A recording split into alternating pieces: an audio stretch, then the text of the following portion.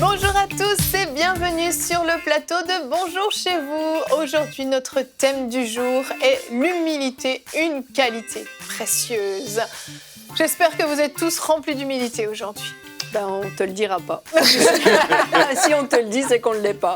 Oh, ça c'est de la superstition. Ah là là. Non. Personne qui ose parler. C'est clair. Enfin, tout le monde va être très silencieux, la On va tête se cacher baissée. sous les comptoirs pour faire notre rubrique. L'humilité ne consiste pas à être silencieux, mais à élever Christ à notre place. Amen. Alléluia. Voilà, j'ai résumé l'émission. Bon. Seigneur, tiens-toi au À milieu. la prochaine. Bye, tout le monde. À bientôt dans une autre émission. Ouais, remplis-toi d'humilité. Ah, là, on est prêt, Evelyne. En tout cas, on est prêt pour cette émission. Super, Et c'est puis, parfait. Nadine, elle est prête. Nadine, elle est prête. Nadine, moi tu vas aussi. faire une rubrique famille. Oui, je vais vous Quoi tu donner vas le faire? secret d'une relation harmonieuse. Wow. Ah, bah Le l'humilité. secret, ouais, c'est ça. Il n'y a pas de suspense, Nadine. Pas de suspense. Ça a volé mon punch. Ok, on va commencer tout de suite avec toi, Frank, dans la pensée du jour. Et oui, pour la pensée d'aujourd'hui, on va parler de l'humilité.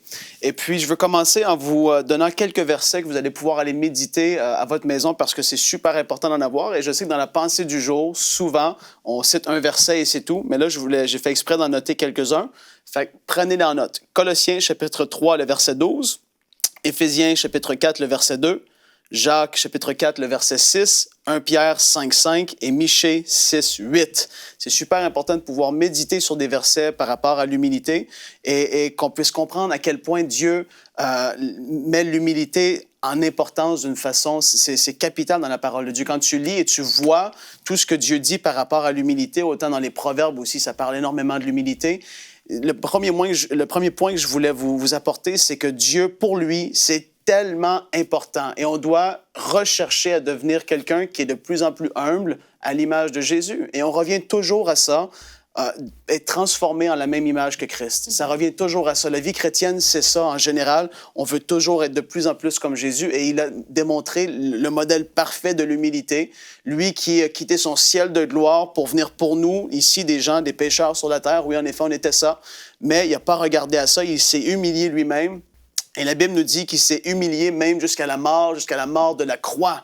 Et Jésus était le parfait modèle de l'humilité et c'est très important de le comprendre. Deuxième point que je voulais vous apporter aujourd'hui, c'est que on est dans un monde qui tout doit tourner autour de nous. Quand on regarde sur les réseaux sociaux, tout doit tourner autour de nous. Comment est-ce que moi je suis suivi? Comment est-ce que moi je suis liké? Comment est-ce que moi les gens aiment qu'est-ce que je mets tout ça? Et ça, ben ça va nourrir l'orgueil. Ça va pas nourrir l'humilité, au contraire, ça va nourrir l'orgueil. Prends conscience aujourd'hui que dans le monde dans lequel on est, tout est fait et tout va tirer pour que tu ne marches pas dans l'humilité. Tu vas vouloir avoir l'appréciation de tous les hommes et Dieu dit de ne pas rechercher à ce on ait l'approbation des hommes, mais à ce qu'on ait son approbation à lui. Amen. On doit marcher, on doit tendre vers ces choses. Et le troisième point rapidement que je voulais vous apporter, et c'est quelque chose que moi je m'efforce à faire personnellement, c'est de réaliser à quel point tout est une grâce de Dieu. Pour les gens du monde, ils pourraient rire ils vont m'entendre dire ça, ils vont dire, mais Frank, tout est une grâce de Dieu. Non, je me suis réveillé ce matin, j'ai pu voir ma femme, mes enfants, leur dire à quel point je les aime. J'ai de l'air à respirer, tout ce qui est bon, le soleil qui est là, la chaleur, le froid en hiver, alléluia. Toutes ces choses, c'est une grâce de Dieu. Et ça, c'est assez pour nous rendre assez humbles assez rapidement. Je me dis, mais Dieu, tout ce que tu as fait pour nous, tout ce qui est bon vient de toi. Et Dieu, je ne veux pas l'oublier, je ne veux pas m'enorgueillir pensant que je peux être autosuffisant, pensant que je peux tout faire par moi-même. Non, le jour où il n'y aura plus de soleil, la terre va arrêter. C'est Dieu qui contrôle tout. Il est au contrôle de toutes ces choses et on doit vraiment avoir cette attitude. Dieu, je veux te remercier et je veux être conscient de ça. Je veux marcher dans l'humilité, être transformé à l'image de Jésus. Et dans ce monde dans lequel on vit aujourd'hui, aide-moi, préserve-moi de tout ça, tout ce qui est là pour à ce que ça puisse nourrir l'orgueil. Préserve-moi de ces choses-là. Père, aujourd'hui, préserve-nous. Ça devrait être notre prière et on devrait prier cela régulièrement. C'est quelque chose qui est super important. Et puis oui, c'est vraiment vrai, l'orgueil va précéder la chute. Et la Bible en parle et on doit l'accepter, c'est comme ça. On doit rechercher des gens humbles. Evelyne, de plus en plus à tous les jours. Amen.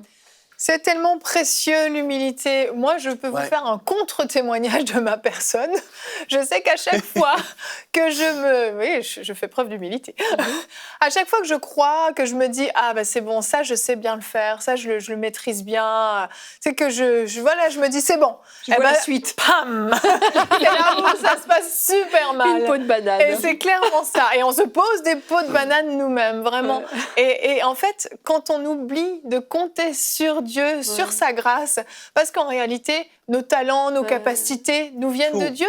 On n'a aucune gloire à avoir ça. Et quand on oublie qui est la source de toutes ces choses, eh ben, généralement, on finit par tomber. Et Frank, l'orgueil cause malheureusement beaucoup de dégâts. Oui. Qu'est-ce qu'on va voir de quelqu'un qui est vraiment dans l'orgueil? Bon, c'est sûr que oui. Hein, il y a des gens qui sont très orgueilleux, on peut le voir. Quand tu parles avec certaines personnes, ça se sent. C'est pas de juger, c'est de constater que c'est là. Et puis, c'est des gens, une des caractéristiques qu'on peut remarquer, ce sont des gens qui ne voudront pas recevoir forcément le conseil de personne. Ouais. Ils vont tout savoir. Ils vont avoir la réponse à tout. Et toi, ta pensée, ce que tu pourrais les apporter, ça m'importe peu. Moi, qu'est-ce que tu voudrais me dire? J'ai déjà la bonne réponse. C'est comme ça, c'est comme ça. Et puis ça va être super nocif. Et je crois que Nadine va en parler dans sa rubrique. Dans le couple, l'orgueil dans le couple, ça va faire des gros dégâts. Il faut vraiment pas marcher dans l'orgueil, mais il faut chercher à être, être dans l'humilité régulièrement de plus en plus. Ça, c'est juste une des caractéristiques que je voulais soulever aujourd'hui.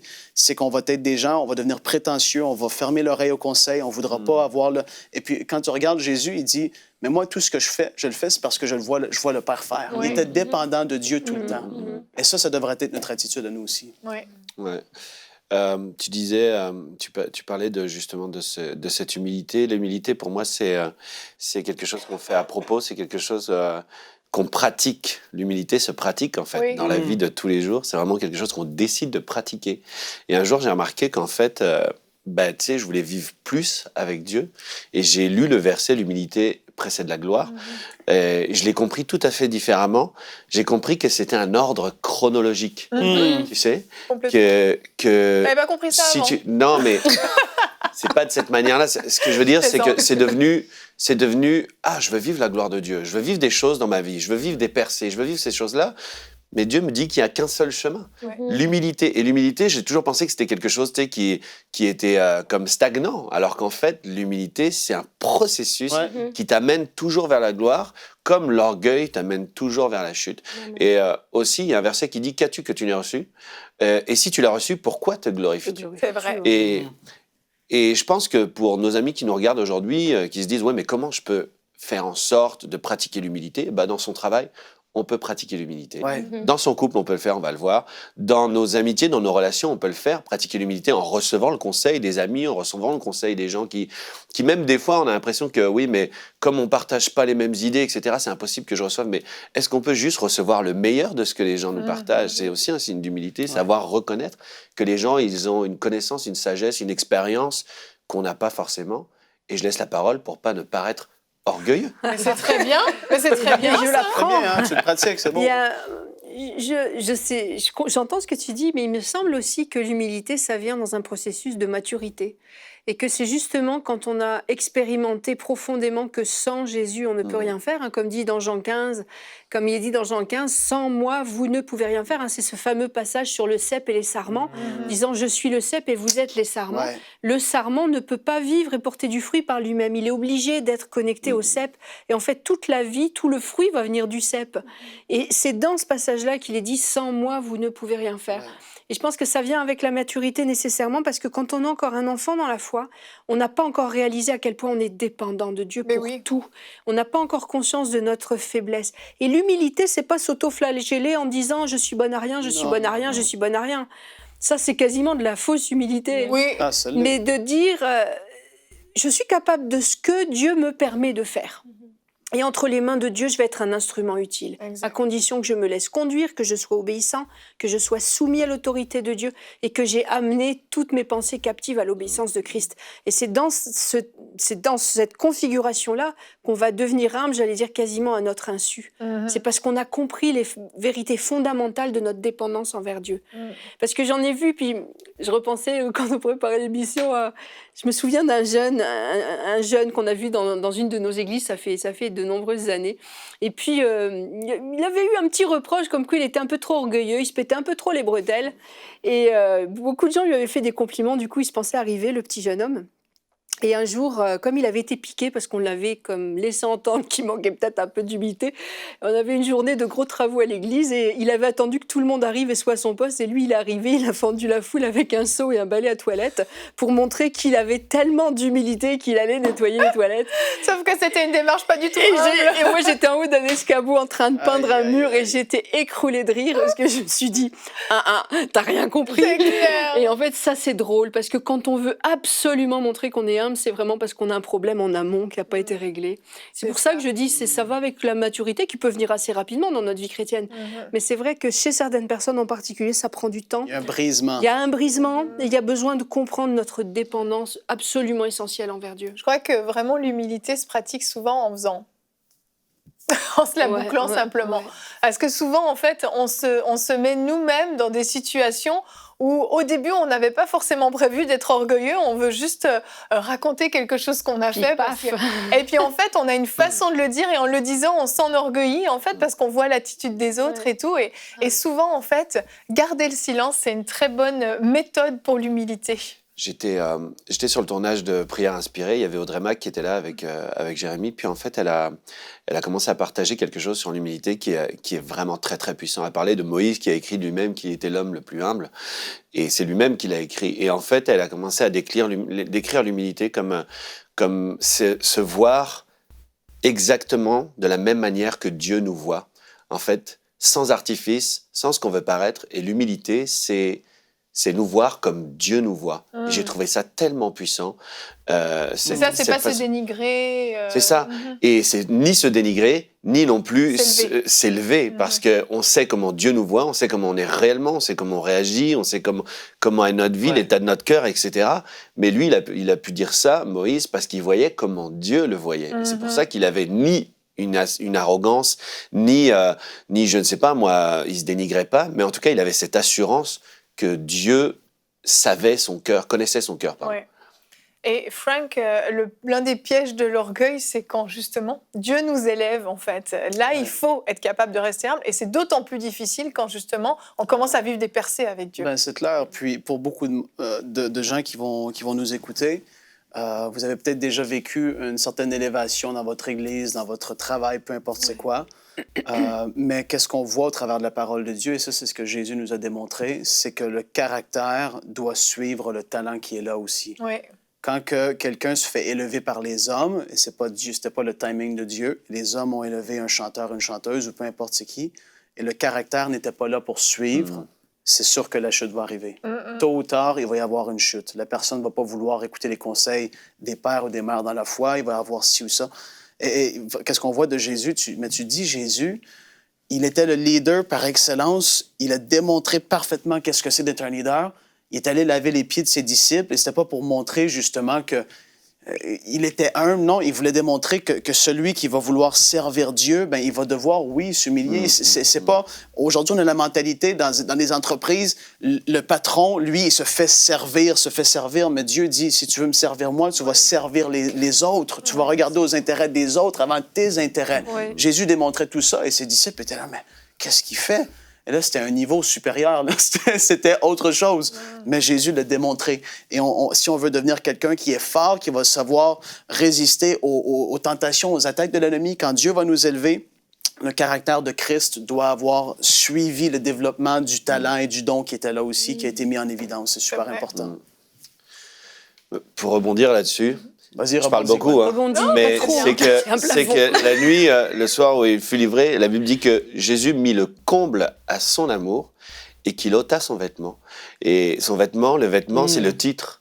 C'est ce qu'on est, c'est le manteau d'Élie que tout le monde voulait récupérer, attendre qu'il retombe. Et la Bible dit que le soir, la nuit où il fut livré, Jésus mit le comble à son amour, il ôta son vêtement et il lava les pieds de ses disciples. Et en mettant le comble à son amour, il a ôté son titre, il a ôté ce vêtement que tout le monde voulait recevoir. Cette onction même, tu sais, cet appel au ministère, ce ministère même que tu as, il l'a enlevé pour servir les autres.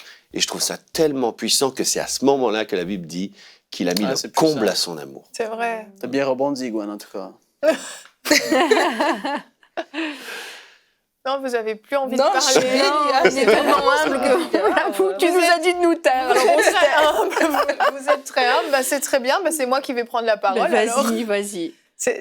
Le problème, c'est que justement, souvent, quand on va faire quelque chose de bien, comme là, par exemple, Jésus lave les pieds du disciple, il n'est pas allé se glorifier partout en disant « Vous savez quoi, j'ai lavé les c'est pieds clair. des disciples. » Et c'est souvent ça qu'on fait, c'est que « j'ai donné une somme d'argent sans abri. Ouais. Oh, j'ai fait ça. Oh, tu sais pas ce que j'ai fait. » On part d'un principe bon de vouloir édifier les autres, mais en fait, si on est honnête avec nous-mêmes, c'est qu'on veut se mettre en avant. Bien sûr. Et c'est le cas avec la piété. J'ai prié tant d'heures cette nuit, C'est j'ai ça. jeûné tant de fois l'année Ouais. dernière, mais c'est le cas dans le quotidien. Mais ça, Et je pense, oui. j'ai su que des gens mettent sur Instagram qu'ils sont allés prier à 4 heures le matin Ouais. pour démontrer. J'ai appris ça. Ça t'a choqué. Et ça, hein. ça t'en parles, ça me choque Mais encore. il y a un principe Je dis, vraiment c'est- fondamental. Pourquoi tu fais ça? Mais non. Aïe, en Mais tout je veux cas. dire, il y a un principe fondamental qui se retrouve dans plusieurs exemples dans l'Évangile, enfin dans la Bible tout entière même, c'est que quand tu pries, tu fermes la porte de ta chambre et tu pries dans le secret, et ton oui. Père qui te voit dans le Dans le secret te secret. le rendra. Quand tu jeûnes, tu te parfumes la tête et tu vas pas chanter sur tous les toits que tu jeûnes. Quand tu fais l'aumône, il faut pas que ta main droite sache ce que fait ta main gauche. Il y a un principe que Dieu agrée ce que tu fais de bien pour lui et pas pour être vu d'eux. C'est ça. Ou ne sois pas comme ces hommes religieux qui prient debout en pleine Pour être lumière vus. devant les murs pour être vus. Hmm. Et donc quand on est là pour être vu des hommes, il y a toujours cette conséquence dans les passages bibliques qui parlent de ça, c'est qu'ils ont déjà leur récompense. Exactement. C'est-à-dire que tu cherches une récompense de prestige, de reconnaissance, je sais pas, ou d'applaudissement tout simplement. Souvent, hein, oui. Et donc, si tu les obtiens parce que tu t'es mis en vitrine, bah, tu l'as déjà, ta récompense. Et donc, le but, quand même, c'est que Dieu, et on ait l'approbation de Dieu, que Dieu agrée notre geste, que ce soit une aumône, la prière, le jeûne ou n'importe quoi, faire quelque chose de bien envers son prochain. Donc, le principe, c'est de faire les choses pour Dieu et pas pour être vu des hommes, parce que la conséquence est là, sinon, ta récompense, tu l'as déjà. Exactement. Donc, quand on a compris ça, ben, ça nous donne plus le goût de se mettre en vitrine et de dire « Hey, regardez comme je suis un bon C'est une chrétien !» récompense qui est vite passée et qui est nulle. Qui est nul, je veux dire, pour l'éternité, ça n'apporte C'est rien. ça, absolument rien. C'est de la génération Instagram, quoi. C'est vraiment ça, c'est la génération Instagram. Je me suis mis en vitrine, je me suis pété les bretelles pendant 2-3 heures, j'ai eu quelques likes, quelques partages, mais c'est pas du tout ça. On passe complètement à côté du but. Parce que le principe, c'est que c'est fait dans le secret, pour être vu de Dieu seul, et Dieu qui voit dans le secret te le rendra. Exactement. Et quand on a compris ça, il y a beaucoup de choses qu'on met plus dans Instagram. Vraiment, vraiment. L'humilité, c'est quelque chose qui se pratique au quotidien et ça ne concerne pas juste les hommes ou les femmes de Dieu qui, eux, sont encore plus sujets à l'orgueil et puis encore plus attaqués même par l'orgueil, j'ai envie de dire. Mais ça nous concerne, nous tous, enfants de Dieu. Je crois que si on est capable de tous manifester une bonne dose d'humilité dans notre quotidien, on va faire la différence aussi, puis on sera aussi un exemple pour ceux de l'extérieur qui nous voient et de se dire, ah bah tiens, malgré tout ce que cette personne fait de bien, de bon, eh ben, elle s'en vante pas, elle ne le dit pas. Ouais. C'est un témoignage aussi. Et on va voir que l'humilité dans le couple, ça évite bien des conflits. On en parle dans la rubrique famille.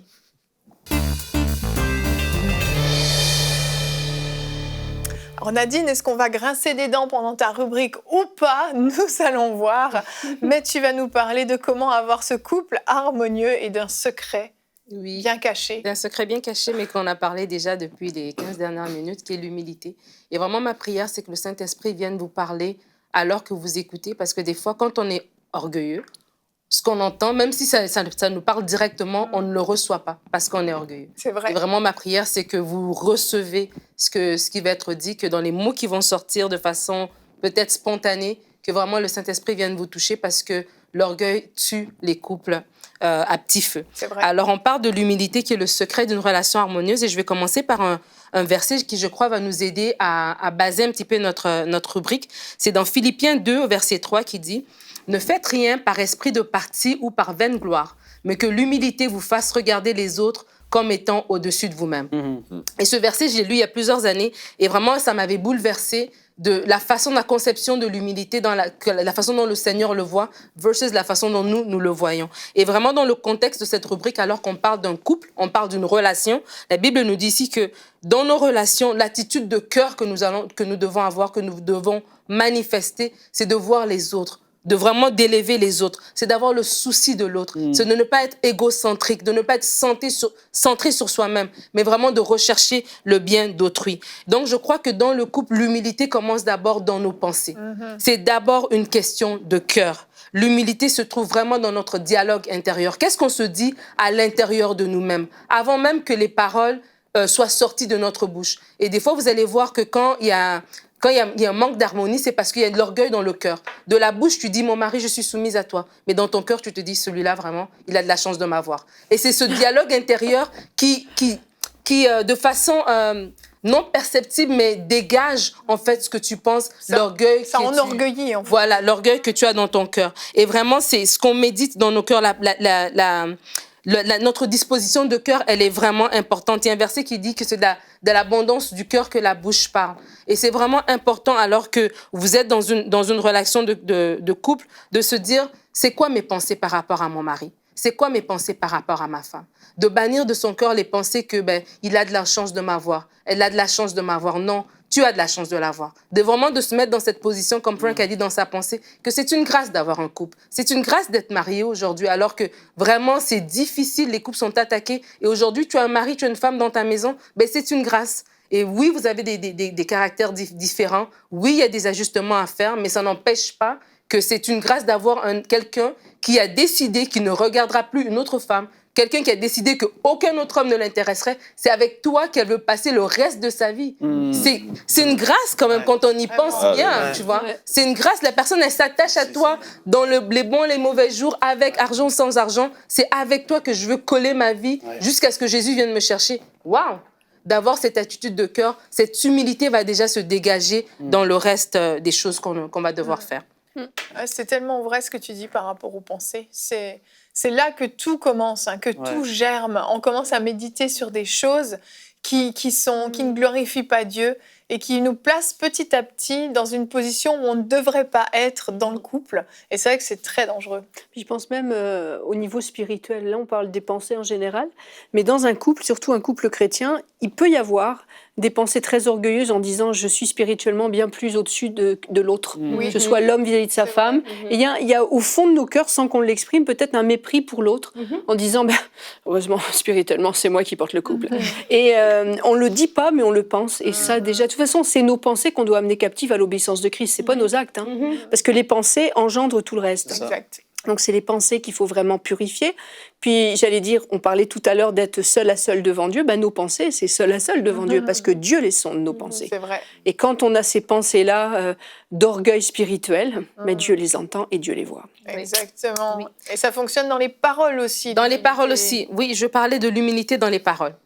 Et la Bible dit dans 1 Pierre 5,5, Frank en a parlé dans sa pensée, « Et tous, dans vos rapports mutuels, revêtez-vous d'humilité, car Dieu résiste aux orgueilleux, mais il fait grâce aux humbles. » Et c'est une décision que d'avoir de l'humilité dans nos échanges. Parce que là, on va parler des paroles, et je vais parler des paroles incendiaires. L'orgueil vient souvent se mêler dans des paroles incendiaires, dans des paroles, des pics. Tu dis quelque chose que tu sais que ça va juste mettre le feu, en fait. Des paroles qui sont comme des accélérants. Tu sais, quand il y a un feu, puis tu mets un accélérant, et le feu prend vraiment. Et c'est vraiment important de se rendre compte que dans l'harmonie du couple, l'orgueil est ça tue vraiment le couple. Et vraiment d'apprendre à savoir se taire. Savoir se taire quand il faut. Savoir apprendre à éteindre le feu et non le rallumer. La Bible dit dans Proverbes, il y a 2 proverbes que je vais vous dire, mais il le dit à plusieurs reprises, mais il y en a 2 que j'ai retenus. Proverbe 20, verset 3, c'est une gloire pour l'homme de s'abstenir des querelles, mais tout insensé se livre à l'emportement. Proverbe 18, le verset 6 dit, les lèvres de l'insensé se mêlent aux querelles et sa bouche provoque des coups. Donc les tic-au-tac, les disputes, les tic-au-tac, là, les ping-pong, j'appelle ça. Tu sais que je veux dire, des conversations ping-pong, tu dis, je redis, ça vient casser le couple. C'est vraiment un manque d'humilité, c'est de l'orgueil que de dire je veux toujours avoir le dernier mot dans la conversation. Et ton dernier mot, en fait, c'est tu viens juste rajouter de l'essence dans un feu et tu viens embraser en fait votre couple avec des disputes qui vous affaiblissent. Et ça, je veux vraiment le dire, que les disputes affaiblissent le couple. Il y a des couples qui sont très passionnels et qui vont dire que les disputes, ça fait partie du piment du couple. Mais non. Parce qu'au début, Je suis d'accord. Amen, ma sœur. Amen. au début, vous vous disputez et vous vous réconciliez. Et puis bon, il y a un petit peu de... Voilà, vous comprenez ce que je veux dire. Et puis bon, peut-être qu'au début, c'est C'est quoi? facile. Qu'est-ce qu'il y a? Un petit peu de va-voum, là. Un petit peu C'est de... quoi? Dans le... Ça y est, Franck arrive. Ah, il vient d'arriver je en faisais exprès. ville. Vas-y, Ok. Nadine, vas-y, La vas-y. puissance de la réconciliation, c'est ça. Voilà, la puissance de la La réconciliation. puissance Bien de la réconciliation. Mais la Alléluia. puissance de la réconciliation ne doit pas être une raison pour avoir des disputes tout le temps. Mais surtout que la puissance de la réconciliation ne marche pas à durée indéterminée. Voilà ce que j'allais D'un dire. moment, on garde des choses dans le cœur et la Voilà. réconciliation devient de plus en plus minime. Voilà, exactement. Parce qu'il y a beaucoup de couples qui sont comme ça, surtout dans le début de leur relation, de leur mariage. On est jeune, on a 20 ans, on a 25 ans. On a la fougue, on se dispute, on se dit n'importe quoi. On s'envoie vraiment des paroles méchantes, mais après, on se réconcilie. Un peu comme Samson qui dit je veux me relever, je veux me relever. Mais ce que vous ne comprenez pas, c'est qu'avec les années, vous vous épuisez. Puis avec les années, comme tu dis, y a des paroles qui Yveline, restent. ces paroles restent et Ouais. ces paroles minent. Ouais. Et le temps de réconciliation, il devient plus espacé. Et là, vous vous disputez, vous faites 3 jours, vous ne vous parlez pas, vous vous boudez, vous vous réconciliez. Après ça devient 1 semaine. Après, ça devient 1 mois. Après, ça devient... Ouais. Il y a vous êtes ensemble, mais il y a comme une espèce de mur dans vos sentiments les uns envers les autres. Pourquoi? Vas-y, j'ai une parole parce que tu dis ça, mais c'est tellement terrible quand que des gens se parlent plus. Ouais. Puis la parole dit que le soleil ne se couche pas sur ta colère. Ouais. Puis ça, je tiens à le dire vraiment tout de suite parce qu'il y a des couples qui nous regardent, que ça fait des jours, des semaines que ça perdure, puis c'est pas normal. Et le diable va manigancer des sales plans. Il va vouloir démolir des choses. Dieu, quand il dit ça, c'est parce qu'il sait, avant que tu dormes, réconcilie-toi. C'est Ouais. tellement important. C'est sûr. Merci, Frank. Toi, t'aimes moi, pas le diable. Hein. Je te fais une, Non, c'est pas son une ami. autre parenthèse aussi. Vas-y. Tu as parlé de bouder. Je sais pas, est-ce que tu vas en parler après ou pas? Non, Non, vas-y. ok. Parce que bouder, c'est clairement de l'orgueil. Ah, Bouder, ouais. c'est dire je ne te parle plus et je vais rester. Et au point où parfois tu sais même plus pourquoi tu boudes, tu sais juste que tu es en train de bouder, c'est tout. Et c'est refuser de s'humilier puis d'aller parler à la personne. C'est l'autre va venir me chercher. L'autre va venir me voir. Et puis là, il va devoir s'excuser. Puis il va falloir qu'il fasse beaucoup d'efforts pour que moi, j'accepte de lui adresser la parole. Parce que moi, je suis pas n'importe qui. C'est ça, Mais bouder. c'est exactement C'est ça. ça. Lydie. Je te fais rire. Oui. Oui. Le voit, il me connais ça? regarde. Moi, non, absolument pas. T'es pas boudin. Mais hein. c'est juste, je vois Yveline, je me dis, elle a l'air de connaître certains. Non, Certaines ficelles. c'est pas. C'est vrai, j'ai pratiqué le boudage. Non, mais Mais je moi, le boudin, hein. pratique moi aussi, presque moi aussi. plus. Je rigole pour moi-même. Je rigole pour moi-même. J'ai boudé. J'ai boudé. Mais c'est un signe d'intelligence de capituler. Ben oui. Des fois, on pense que c'est un signe de faiblesse, mais dans un couple, quand il y a une dispute qui commence à s'enclencher, celui qui est le plus mature et le plus intelligent, c'est celui qui arrête Ben oui. et qui dit tu peux avoir raison. Tu as raison, ma chérie. Ou mon chéri, il n'y a pas de déterminisme dans ce que je viens de dire. Mais c'est un signe d'intelligence, de maturité et d'humilité C'est ça. que de dire tu veux avoir raison, tu as raison. Ouais. Il ne faut pas le faire avec orgueil. Non, mais je veux dire, pour la paix des Non, ménages. Mais, mais oui, au bout d'un moment, il faut juste s'écraser. Pour la paix des c'est ménages. clair. Dans Parce que certains si tu cas, t'écrases pas, moi j'ai vu des couples, ça monte, et ça parle fort, et ça se dit des c'est affaires. sans fin. Puis là, t'écoutes. Des fois, c'est devant témoins. Moi, j'ai déjà été témoin de discussions dans des couples, j'en étais gênée pour eux. Oui, c'est horrible. J'en étais gênée pour eux, j'en rougissais alors que j'étais pour rien. Et, Bon, Nadine, Oui, alors... excuse-nous, tu nous as dit quelque chose qui vous a- Vas-y. autorisé à t'interrompre. Après ce... On t'interrompt. Vas-y. Mais qu'est-ce qu'on voit?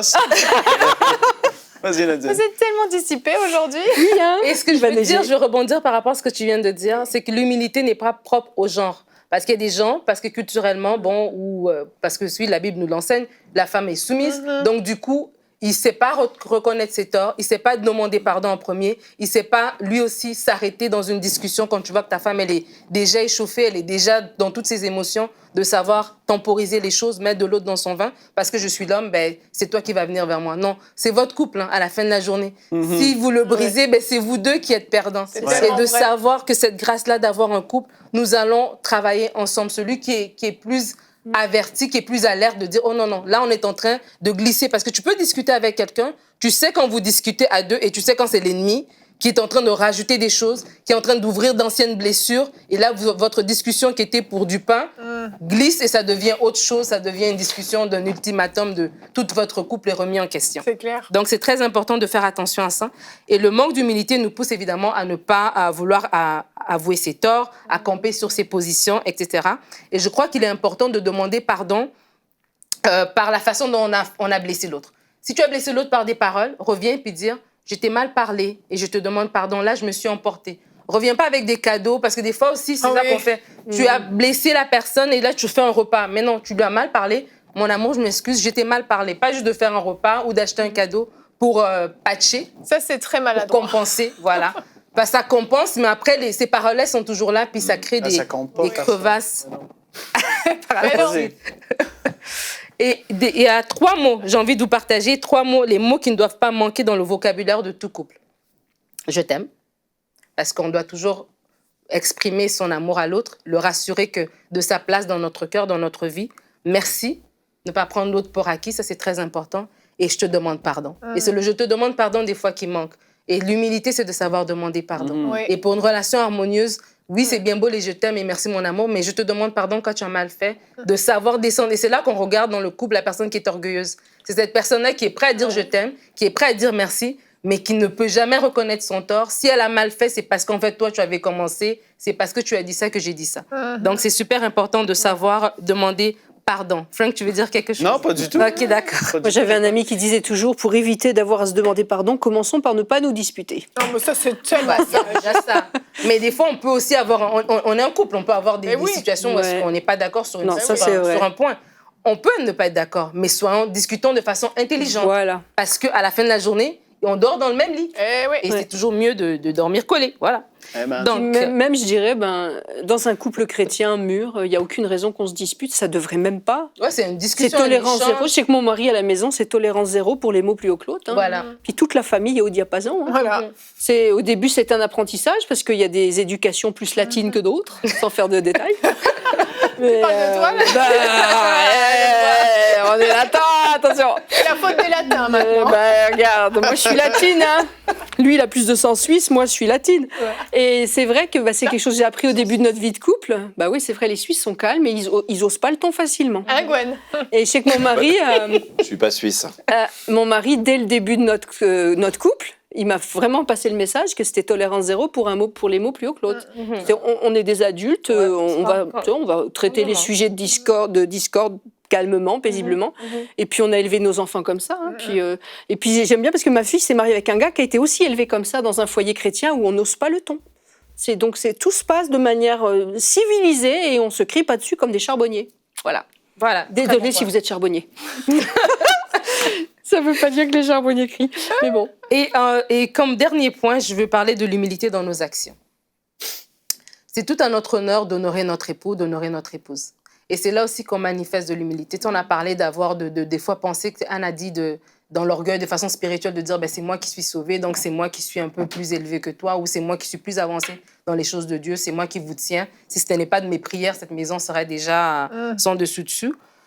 Mais dans nos actions, l'humilité, elle se manifeste aussi. Elle se manifeste quand on honore son conjoint, dans la façon dont on lui parle, dans les mots, dans le ton dans lequel on s'adresse à son mari, à son épouse.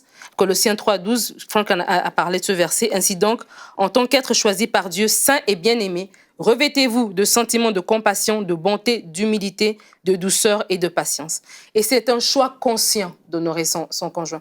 On ne rentre pas dans le mariage puis on est humble comme ça, non. Il faut tout le temps se le rappeler, tout le temps choisir. Je choisis de t'honorer. Peu importe ce que toi tu as dit, peu importe ton attitude, moi je t'honore. Je t'honore dans le comportement, je ne sais pas moi.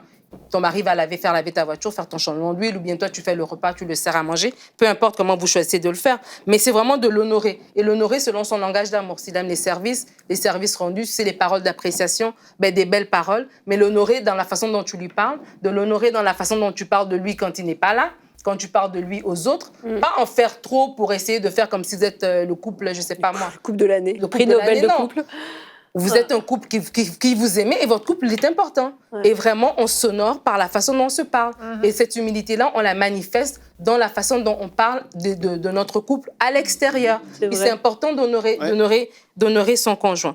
Et j'aimerais vraiment dire que quand on honore son conjoint, on s'honore soi-même. Et vraiment de résister les moqueries. Des fois, on se moque. Et puis, des fois, tu peux faire une blague devant les enfants. C'était une blague. Mais en fait, tu t'es moqué. Oui. Et tu l'as rabaissé, tu l'as diminué. Ouais. Et ça, c'est pas bien. Et vraiment, donc, c'était comme ça que je conclus ma... Ça, c'est pas bien, d'accord? Très Ça, bien. c'est une super conclusion. Bon, j'aime ça, moi, cette conclusion. Je sais pas, j'ai pas l'autre page. Ben, Donc, voilà, je ta conclusion restera sur ça. C'est pas bien. Et c'est vrai, c'est pas bien. Et Gwen va rebondir. Vas-y, Gwen. Rebondis pas trop. Ah non, mais c'est parfait. Moi, j'ai aimé ce qu'elle a dit, Nadine. C'est tellement important dans le couple. Quand on commence à considérer qu'un couple, on est des alliés pour marcher vers notre destinée, vers la gloire de Dieu, vers toutes ses promesses, on est des alliés. Et donc, on n'a pas envie d'être ennemis avec ceux qui sont censés être nos alliés. C'est important de vraiment construire ça. Et puis, certainement, ça demande de l'humilité. Ça demande de marcher comme Jésus-Christ, cette parole qui dit « Marie, aimez vos femmes comme Christ a aimé l'Église ». Et on parlait tout à l'heure qu'il s'est humilié, qu'il s'est abaissé, qu'il a lavé les pieds. Donc, c'est de cette manière qu'on doit aimer notre épouse. Il y a aussi... Tu rebondis? Oui, oui, Rebondis. Tu le fais mieux. Vous êtes mignons tous les deux. On rebondit en même temps. 1, 2, 3. Mon avis. OK. Et donc... Mon Nadine, on rebondit. Là, je reviens sur ce que je disais. Evelyne a hâte que je parle. C'est important de pratiquer. C'est tellement puissant, le couple, qu'est-ce que Dieu a créé sur Terre. L'homme et la femme, le couple ensemble et tout. Et de pouvoir pratiquer l'humilité et toutes les autres choses, la bonté, l'amour, toutes ces affaires-là, premièrement avec son couple. Ben oui. Tu vois quelqu'un qui est au travail, souriant, à la maison, c'est comme il se fait de tout le monde. Mais c'est quoi? C'est de l'hypocrisie. C'est pas comme ça que ça doit être. Et ça, je veux juste dire ça. Pratiquez premièrement envers vos enfants, votre femme, votre mari, toutes ces choses qui ont été citées dans Colossiens 3:12. L'amour, la bonté, la douceur, tout ça, le pardon, toutes ces affaires-là. Pratiquez-le avec votre couple, premièrement. C'est tellement fort ce que Dieu a créé. Puis quand on s'est unis ensemble, on a décidé d'être une seule chair pour la vie. Et je crois vraiment que la rubrique va aider beaucoup de gens. Il faut être enseignable, entendre ce que Nadine a dit ou peu importe ce qui a été dit et dire « je me reconnais là-dedans », on a tout à grandir. C'est toujours, c'est continuel. C'est comme la sanctification, c'est comme l'humilité, c'est continuel, on progresse dans notre vie. Puis il faut avoir cette attitude d'humilité et d'être enseignable et de reconnaître nos torts et puis de vouloir grandir là-dedans. En fait. C'est ça. Il faut être capable de réaliser qu'on ne fait qu'un. Donc, si l'autre est élevé, on est élevé avec, on ne fait qu'un. Ouais. Et si l'autre est abaissé, ben, on est malheureusement abaissé avec. Donc, abaisser son mari ou sa femme, c'est s'abaisser soi-même, et élever son mari ou sa femme, c'est s'élever soi-même. On ne fait qu'un. Donc, on se réjouit des victoires de l'autre. Une fois qu'il est à terre, on n'est pas en train de le piétiner à terre, mais on le relève, et on s'associe vraiment. On est une équipe, en fait. Et quand on comprend ça, ça change tout. Et c'est sûr que on n'a pas les mêmes talents, les mêmes capacités. D'ailleurs, la semaine prochaine, Frank, tu vas faire une rubrique sur la complémentarité dans le couple. Et c'est important de comprendre ça. On n'est pas fait pareil. Donc, si on est sans arrêt en train de se comparer à l'un ou à l'autre, ben, on ne se sentira jamais à la hauteur et on va vouloir à tout prix s'élever. Et qu'est-ce qu'on fait pour s'élever? Ben, on écrase l'autre. Donc, si on comprend qu'on ne fait qu'un, on est une équipe devant Dieu, devant les hommes, on est une équipe et on veut atteindre le même objectif tous les deux. Que ce soit dans l'éducation des enfants, que ce soit dans notre service pour Dieu, que ce soit dans le travail, exactement. On est une équipe et on se réjouit. Et c'est pour ça que c'est très beau, des fois, de voir certaines femmes ou certains hommes qui vont renoncer à leur carrière pour éduquer les enfants en disant bah, « Toi, chérie, va au bout de ta carrière et puis je vais rester à la maison. » Puis il y a des hommes qui le font aussi, pas juste des femmes, parce qu'on est une équipe et on se réjouit pour l'autre. Et ça, c'est un exemple parmi tant d'autres. Mais si on comprend ça, ça va tout changer. Et avant de terminer cette émission, je vous ai gardé le meilleur pour la fin. On va regarder notre verset du jour pour bien marteler un dernier coup. 1 Pierre 3:8. Soyez tous animés des mêmes pensées et des mêmes sentiments, pleins d'amour fraternel, de compassion, d'humilité. Je pense que ce verset peut tous nous amener à une réflexion et à prendre le temps de méditer sur ce verset. C'est des paroles qui sont vraies. On doit tous être capables de marcher dans l'humilité. Et Pasteur Dorothée Radja m'avait dit un jour, et ça m'est toujours resté, Dieu ne partage pas sa gloire. C'est vrai. Et ça, je veux toujours m'en souvenir comme un garde-fou. Si on veut prendre la place de Dieu à un moment donné, Dieu va se retirer. Il ne fera pas du 50-50. Nous, on lui donne notre vie et lui, il la glorifie. C'est lui qui le fait. fait, c'est pas nous. C'est vrai. Donc, je vous encourage à la maison à être des personnes remplies d'humilité dans vos actions, dans vos paroles, dans vos pensées, dans tout ce que vous faites, que tout soit pour la gloire de Dieu. Amen. On se retrouve demain. Notre thème sera « N'aie pas honte d'être chrétien ». Nous allons parler du privilège que nous avons d'être chrétiens et non de l'humiliation que cela encourt. Et nous aurons une rubrique flashback avec toi, Anne. Nous allons parler de l'Église persécutée, l'index mondial de persécution de portes ouvertes. Oui, actu, pas flashback. Actu, pas flashback, une rubrique actu, effectivement. Et nous allons parler de l'Église en Algérie. Donc, si nous avons des amis algériens qui nous regardent, je vous invite à écouter la rubrique de Anne de demain. Merci à vous de nous avoir suivis et bonjour chez vous.